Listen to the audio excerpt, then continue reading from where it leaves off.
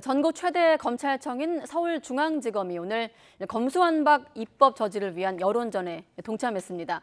일선 검사장들이 릴레이 간담회를 열며 직접 여론에 호소하고 나선 건데, 한동훈 법무부 장관 후보자는 자신을 비판한 문재인 대통령 발언을 반박하며 검수완박 저지의 뜻을 거듭 강조하기도 했습니다.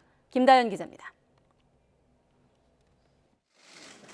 전국 최대 검찰청인 서울중앙지검도 검찰 수사권 폐지 법안 처리를 막기 위한 여론전에 뛰어들었습니다.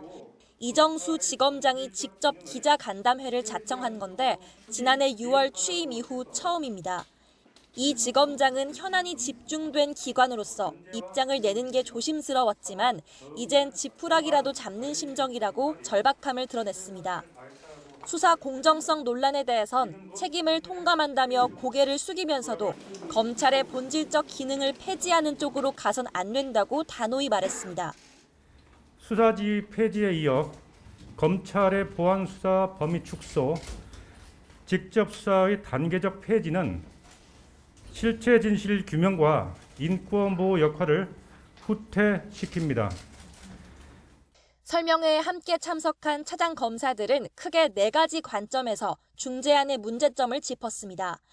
특히 국정원 댓글이나 울산시장 선거 개입처럼 공소시효가 비교적 짧은 선거 범죄를 경찰이 맡게 되면 부실 수사가 이뤄질 수밖에 없다고 비판했습니다.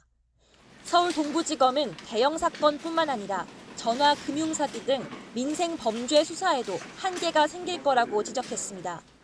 상위 조직원인 A, B, C, D 등이 추가 발견되어도 보이스피싱 상위 조직원에 대한 보안 수사를 사실상 불가능하게 만들 수 있습니다.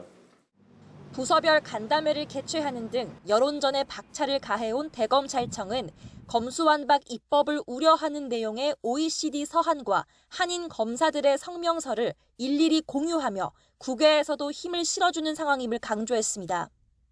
OECD 반부패 기구 의장은 우리 정부에 보낸 서한에서 검수완박 중재안의 우려를 표하며 한국의 반부패와 해외 뇌물범죄 수사 기소 역량을 오히려 약화하는 일은 결코 없어야 한다고 지적했습니다. 이런 가운데 한동훈 법무부 장관 후보자도 날선 발언을 통해 검수완박 저지 의지를 거듭 강조했습니다.